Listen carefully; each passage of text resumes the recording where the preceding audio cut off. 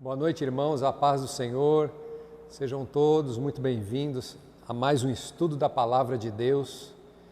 Eu quero colocar esse momento para que a gente ore, pedindo a graça do Senhor, para que Ele nos dê entendimento sobre essa mensagem que eu vou ministrar hoje. E eu quero que você receba no teu coração e ela seja uma semente que frutifique em nome de Jesus. Vamos orar? Pai amado, eu te dou toda a honra, glória e louvor, porque só o Senhor é Deus, é o Senhor que nos dá instrução, a Tua palavra é viva e eficaz, ela é verdadeira. Senhor, eu te agradeço pela oportunidade de estudar e receber um pouco mais do Senhor. Te peço, Senhor, que cada um que vai ouvir essa mensagem possa receber no seu coração como uma semente que frutifica e serem edificados em nome de Jesus. Amém. Glórias a Deus. O tema da mensagem que eu vou compartilhar é fé e humildade. Então, me acompanhe nessa linha de raciocínio. Não se distraia, não perca toda a linha de raciocínio para que você possa compreender a mensagem. A palavra do Senhor, ela nos diz no livro de Romanos, no capítulo 10, no verso 17, o seguinte: de sorte que a fé é pelo ouvir e o ouvir pela palavra de Deus. Esse versículo ele é muito conhecido, a gente sempre repete nas mensagens, a fé vem pelo ouvir e ouvir a palavra de Deus. Você sabe o que é uma fé? A fé, ela é a certeza daquilo que se espera, é a convicção daquilo que não se vê. É quando nós cremos no Senhor e na Sua palavra, independente das situações, das circunstâncias, independente daquilo que estamos vivendo no momento, mas pela fé cremos que o Senhor, Ele não mente, o que Ele fala se cumpre, que Ele tem o cuidado e o controle sobre todas as coisas da nossa vida. Quando a Bíblia diz que a fé vem pelo ouvir e o ouvir da palavra de Deus, significa que para eu ser edificado, para que eu agregue valores à minha fé, eu preciso ouvir da palavra do Senhor. É quando eu ouço uma mensagem, é quando eu leio e estudo a palavra de Deus, então a minha fé ela vai sendo edificada. Mas nós encontramos na Bíblia alguns textos interessantes, aonde, por exemplo, esse que eu vou ler agora, Jesus ele fala para os seus discípulos que eles eram homens de pouca fé. Dá uma olhada no texto de Mateus, no capítulo 8, a partir do verso 24, diz assim: e eis que no mar se levantou uma grande tempestade, tão grande que o barco era coberto pelas ondas. Ele, porém, estava dormindo, Jesus estava dormindo, né? E os seus discípulos, aproximando-se, o despertaram, dizendo: Senhor, salva-nos, porque perecemos. E ele lhes disse: por que temeis, homens de pouca fé? E então, levantando-se, repreendeu os ventos e o mar, e seguiu-se uma grande bonança. É interessante, porque Jesus chama aqueles homens de pouca fé. Mas se a fé vem pelo ouvir e o ouvir da palavra de Deus, você concorda comigo que os discípulos de Jesus estavam com ele 24 horas por dia? E eles estavam ouvindo a palavra de Deus o dia todo. Então, se a fé vem pelo ouvir a palavra de Deus e os discípulos estavam ouvindo essa palavra diuturnamente, todos os dias, é natural que eles tivessem bastante fé, é natural que eles tivessem a fé engrandecida, edificada, amadurecida. No entanto, Jesus diz: vocês são homens de pouca fé. Então, eles ouviam a palavra de Deus, mas foram chamados de homens de pouca fé. Por que isso? O que estava acontecendo?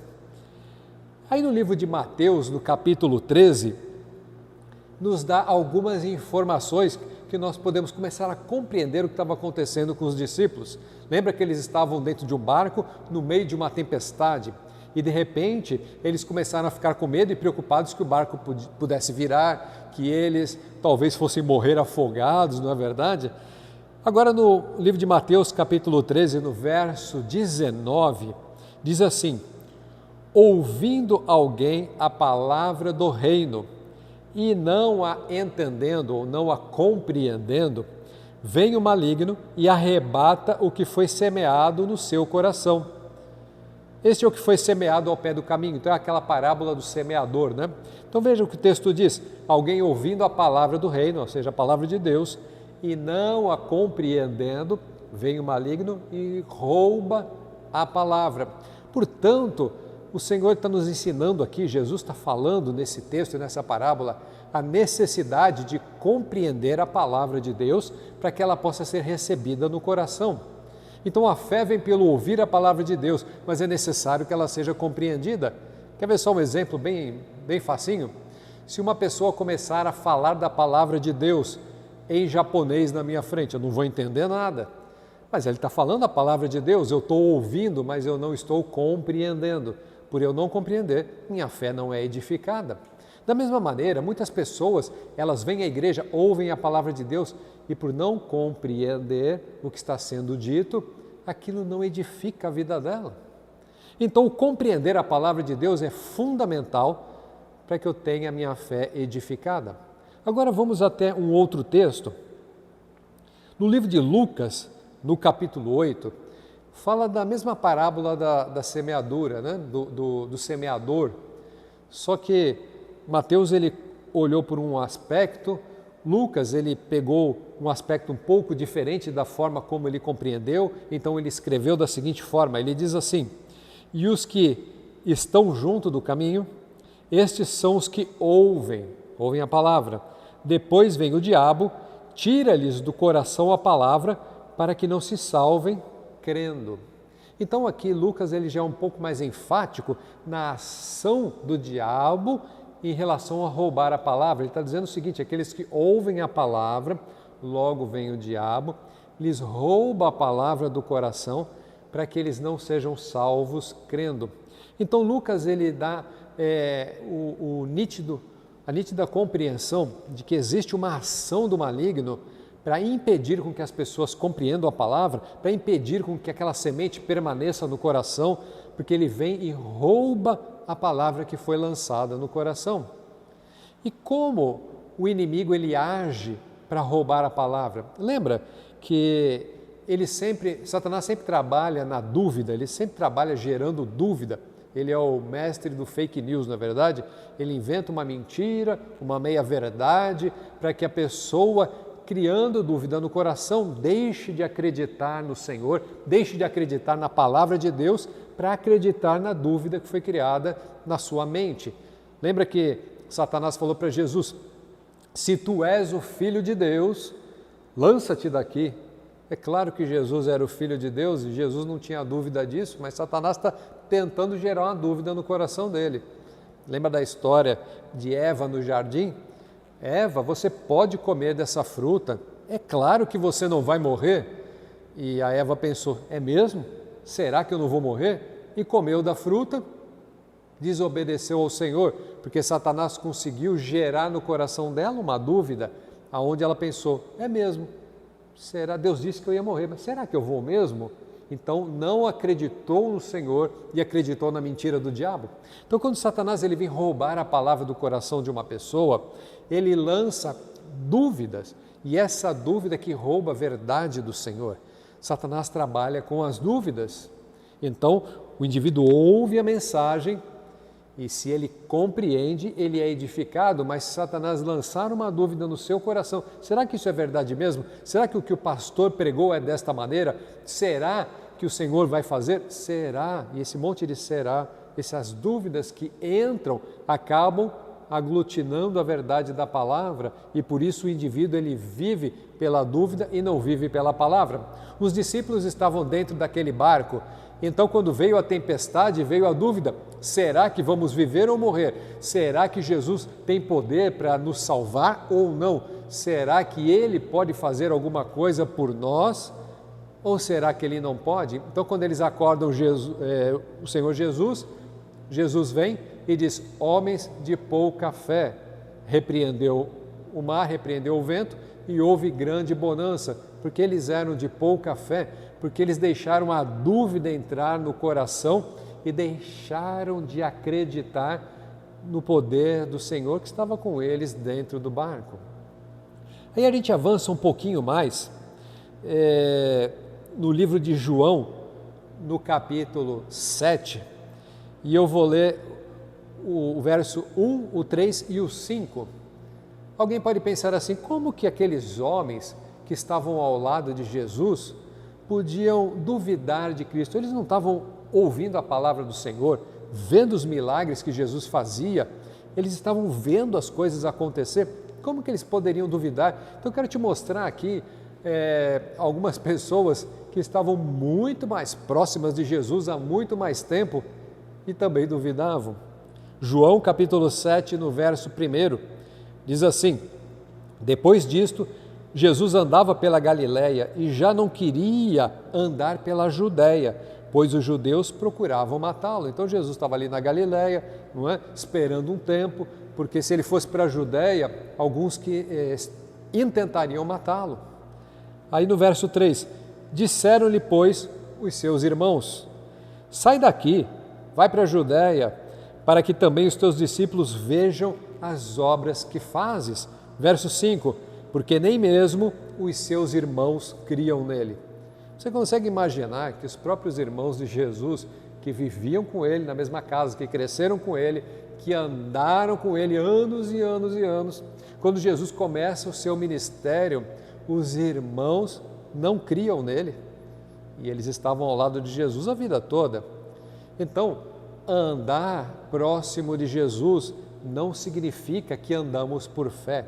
Tem muita gente que se aproxima de Jesus pelo benefício que Jesus pode dar, por exemplo, pela prosperidade que o Senhor pode colocar sobre as nossas vidas, pela cura que Ele pode dar, pela restauração em alguma área da nossa vida que o Senhor pode fazer, mas isso não significa necessariamente que somos uma pessoa de fé, porque uma pessoa de fé, ela tem características específicas. Os irmãos de Jesus estavam ao lado dele a vida toda e a Bíblia diz, nem os seus irmãos criam nele.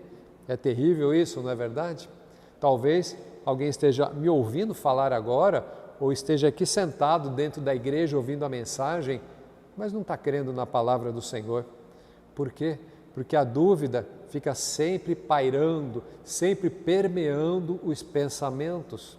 Se eu quero ser um homem de fé, eu não posso permitir com que as dúvidas de Satanás fiquem impregnadas na minha mente. Pelo contrário, resistir ao diabo, ele fugirá de vós. Então, eu ouço a palavra do Senhor e digo, eu creio naquilo que o Senhor fala, eu creio na palavra de Deus e eu vivo por fé, eu vivo por essa palavra. Aleluia! No livro de Tiago, no capítulo 1, no verso 6, Tiago, ele dá uma palavra a respeito desse assunto que fala de dúvida. Diz assim o texto, Tiago 1, no verso 6. Peça, porém, com fé. Está falando de sabedoria, né? O verso 5 diz que aquele que precisa de sabedoria, que deve pedir a Deus.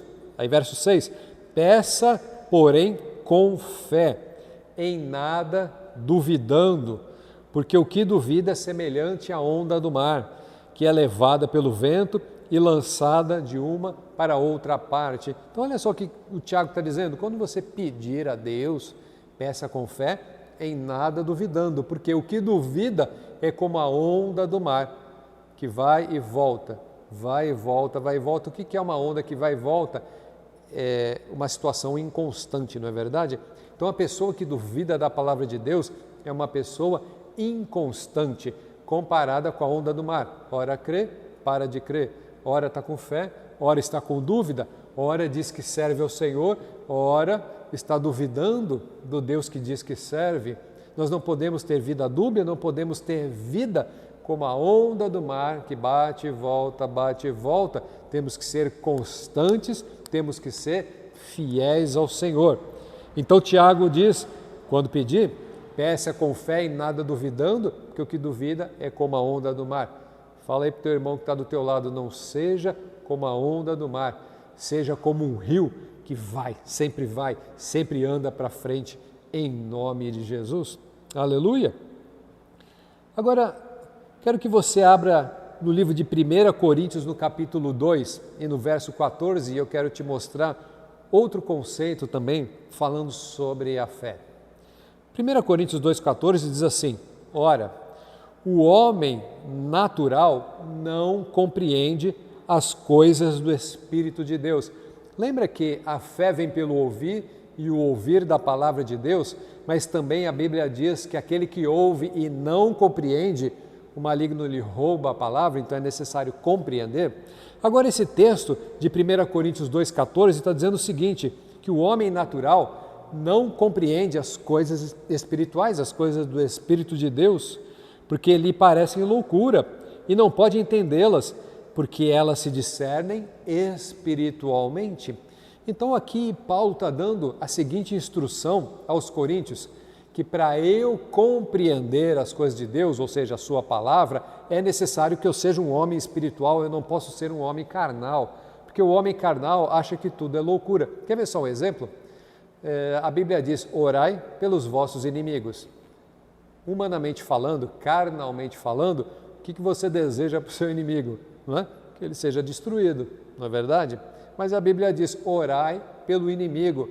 Eu só consigo compreender isso espiritualmente e não carnalmente. Por quê? Porque de repente Deus está querendo salvar o inimigo. Eu estou querendo que ele seja destruído, não é? Porque é inimigo, mas o Senhor está querendo salvá-lo. Então quando ele diz orai pelos vossos inimigos, é porque é um assunto espiritual que só se discerne espiritualmente. O homem carnal não compreende a palavra de Deus.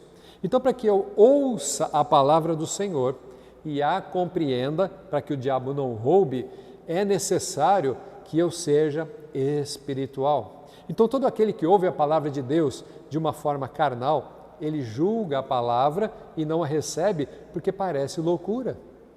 A salvação pode parecer loucura, a fé pode parecer loucura, quanta coisa na palavra de Deus pode nos parecer loucura, mas quando olhamos com olhos espirituais, então entendemos que aquilo que é loucura para nós é fé no Senhor Jesus. Amém? Você compreende isso? Então coloca no teu coração uma coisa, para que a palavra de Deus frutifique no meu coração, é necessário que eu seja uma pessoa espiritual e não carnal. Não precisa nem dizer que a pessoa carnal é pecadora, não é? Então eu não posso ser um pecador, eu tenho que ser uma pessoa que anda em santidade para que eu possa ser espiritual e receber toda a palavra de Deus. Aí a gente vai até o livro de Mateus, no capítulo 8, e nós encontramos um texto, e eu vou falar aqui de duas passagens bíblicas onde pessoas foram elogiadas pela sua fé. Uma delas é do centurião romano. O centurião romano tinha um servo que estava doente na sua casa. Então ele vai procurar Jesus pedindo para que Jesus o curasse. Então Mateus capítulo 8, no verso 5, diz assim: entrando Jesus em Cafarnaum, chegou junto dele um centurião, rogando-lhe: Senhor, o meu criado jaz em casa paralítico e violentamente atormentado. Aí Jesus respondeu: eu irei e lhe darei saúde. Na mesma hora Jesus falou para o centurião: não se preocupa não, eu vou lá na sua casa e eu vou curar a pessoa. Só que aquele centurião falou assim: Senhor, eu não sou digno que você entre na minha casa, mas apenas fale uma palavra que o meu servo ficará curado. Veja só o que aquele homem disse: não precisa ir na minha casa, apenas diga uma palavra que eu creio que à distância o meu servo será curado. Aí ele fala: porque eu também sou homem de autoridade, quando eu digo ao meu soldado vai, ele vai, volta, ele volta, eu também creio, Jesus, que você tem autoridade, então se você lançar uma palavra, a cura vai acontecer. E olha o que Jesus respondeu no verso 10. Maravilhou-se Jesus ouvindo isto e disse aos que o seguiam: em verdade vos digo que nem mesmo em Israel encontrei tanta fé. Você consegue compreender que Jesus olhou para um romano e falou assim: esse romano tem mais fé do que todo mundo em Israel? Mas a fé não vem pelo ouvir e ouvir da palavra de Deus, e não é necessário que ela seja compreendida. Aquele centurião romano não andava com Jesus, aquele centurião romano, ele não estava constantemente ouvindo a palavra do Senhor. Então como é que ele teve uma fé maior do que de todos aqueles que estavam escutando todos os dias, os seus discípulos que foram chamados de homens de pouca fé? Qual foi a diferença? A diferença é que aquele centurião romano, ele acreditou invariavelmente de que se o Senhor falasse uma palavra era o suficiente para curar. Ele teve fé, ele foi incisivo, ele foi persistente, ele não teve dúvida de que apenas uma palavra seria necessária para que aquela cura acontecesse. Mas os discípulos de Jesus, no meio da dificuldade, começaram a duvidar do poder do Senhor. O centurião romano não duvidou, ele simplesmente creu. E aquilo foi o suficiente para Jesus lhe dizer: a fé desse homem foi maior do que a fé que eu encontrei em Israel. Uma outra passagem, no livro de Mateus, no capítulo 15, conta a história de uma mulher cananeia. Os cananeus, eles eram um povo de uma prática totalmente reprovável por Deus. Eles tinham práticas pecaminosas terríveis. E aquela mulher cananeia estava com uma filha terrivelmente endemoniada. Natural que ela estivesse endemoniada, porque a prática deles eram práticas abomináveis, não é? Então, aquela mulher chega para Jesus e fala: Jesus, liberta minha filha, porque ela está terrivelmente endemoniada. Jesus não lhe dá resposta, continua andando e a mulher vem atrás. E então os discípulos falam a Jesus: a mulher está vindo atrás. E Jesus diz o seguinte: eu vim para os filhos de Israel e não aos cães. Então se refere àquela mulher como um cão, como alguém desprezível. Com certeza Jesus não queria desprezá-la, mas ele estava ali gerando uma situação para ver o coração perseverante daquela mulher. Então a mulher vai atrás de Jesus e fala assim: até os cães comem debaixo da mesa do seu Senhor. Em outras palavras, ela falou o seguinte: você pode até me considerar como um cão, mas os cães ainda têm algum benefício quando estão junto do seu Senhor. Então Jesus responde assim para ela, Mateus 15, verso 28. Então respondeu Jesus: ó mulher, grande é a tua fé, seja isso feito para contigo como tu desejas. E desde aquela hora sua filha ficou sã. Jesus diz: grande é a tua fé. A fé não vem pelo ouvir e ouvir da palavra de Deus, não é necessário compreender a palavra. Aquela mulher nunca andou com Jesus, ela estava ali pela primeira vez, quem sabe, diante de Jesus, conversando com ele. Mas o que aquela mulher demonstrou? Que ela cria que Jesus podia libertar a filha, e ela foi perseverante mesmo diante da humilhação. Jesus a humilhou, dizendo: eu não vim aqui para os cães. E ela falou: tudo bem, você pode pensar o que quiser de mim, mesmo assim eu quero estar debaixo da tua mesa para receber a libertação, o benefício que o Senhor pode dar. Eu creio que o Senhor pode libertar a minha filha. Então Jesus falou: grande é a tua fé. Essa mulher demonstrou o quê? Perseverança. E às vezes nós encontramos dentro do reino de Deus pessoas falando assim: ah, já orei, se Deus não fizer o que eu quero, se Deus não me responder, então eu não oro mais, ou então eu me afasto, não venho mais na igreja. Mas a fé, ela exige perseverança naquilo que nós cremos, naquilo que nós desejamos. E aquela mulher demonstrou essa perseverança. Por isso o Senhor falou: grande é a tua fé. O centurião romano, Jesus disse: você tem uma fé, disse aos seus discípulos, esse homem tem uma fé que nem Israel eu encontrei, porque ele acreditava fielmente. A mulher, ela foi perseverante. E eles foram diferentes dos discípulos. Os discípulos, na dificuldade, não foram perseverantes e nem acreditaram fielmente, mas deixaram a dúvida entrar no coração. Eu quero ler o último texto, que está no livro de Abacuque, no capítulo 2, no verso 4. Nós sempre usamos essa expressão: o justo viverá pela fé. Quantas vezes você escutou essa frase: o justo viverá pela fé?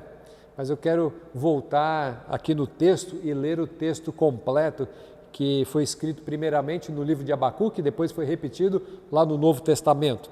Abacuque diz assim: eis que a sua alma está orgulhosa. Então o profeta que está falando a alguém, ou a algumas pessoas, ou a um povo, está dizendo o seguinte: eis a sua alma está orgulhosa, não é reta nele. Aí, mas o justo viverá pela fé. Então vou ler a frase inteira. Eis que a sua alma está orgulhosa, não é reta nele, mas o justo viverá pela fé.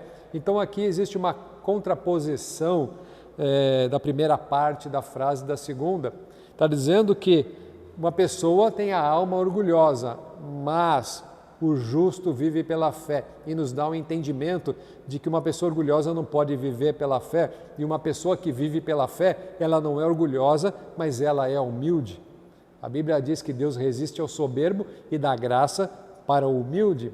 Então, para que eu possa viver por fé, eu tenho que ter a humildade de me submeter à palavra de Deus, sem orgulho, sem achismo, sem dizer que eu penso assim, eu penso de outra maneira e eu vou andar da forma como eu penso. O servo de Deus, ele anda pela forma como Deus ensina. Então, se eu quero andar por fé, eu não posso ter o coração orgulhoso. O texto diz, a sua alma está orgulhosa, mas o justo viverá pela fé. Meu irmão, se você quer ser uma pessoa justa que vive pela fé, a primeira coisa que tem que dizer ao Senhor e orar a Ele é: Pai, tira todo o orgulho do meu coração, para que eu possa ser humilde o suficiente para viver por fé. Aquela mulher cananeia, ela foi humilde e andou por fé. O centurião romano falou: Jesus, eu não sou digno que o Senhor entre na minha casa. Não precisa nem ir lá, eu não sou digno disso. Mas lança uma palavra e lá em casa o meu servo será curado. Ele foi humilde e andou por fé. A humildade, ela acompanha uma vida de fé. O não permitir com que a dúvida entre no coração acompanha uma pessoa de fé. O compreender a palavra acompanha uma pessoa de fé. E o ouvir do Senhor acompanha uma pessoa de fé. Meu desejo em nome de Jesus que nós possamos andar de fé em fé, de glória em glória e com o coração humilde diante do Senhor, para que possamos correr a nossa carreira cristã de uma forma livre, da maneira como o Senhor deseja para as nossas vidas, em nome de Jesus. Amém? Você recebe isso no teu coração? Eu queria orar com você agora e vamos falar com o Senhor, pedindo para que Ele trabalhe no nosso coração, de maneira que nós sejamos pessoas de fé e nada duvidando. Vamos orar? Pai, nós te agradecemos por essa palavra, te agradecemos por todo o ensinamento que o Senhor nos dá. Te pedimos perdão porque muitas vezes somos prepotentes, orgulhosos, achamos que compreendemos e sabemos todas as coisas, mas toda a sabedoria vem do Senhor, todo o entendimento vem da Tua parte. Por isso nos humilhamos diante do Senhor e te pedimos, tira todo o orgulho, passa no nosso coração e na nossa mente e remove toda a soberba, para que possamos ser humildes diante do Senhor e vivermos como justos que andam por fé. Pai, que cada um que ouviu essa mensagem agora possa ter o seu coração transformado e nós vamos andar de fé em fé e de glória em glória, em nome de Jesus. Amém. Glórias a Deus. Que Deus te abençoe, que a semente dessa palavra caia no teu coração e frutifique em nome de Jesus.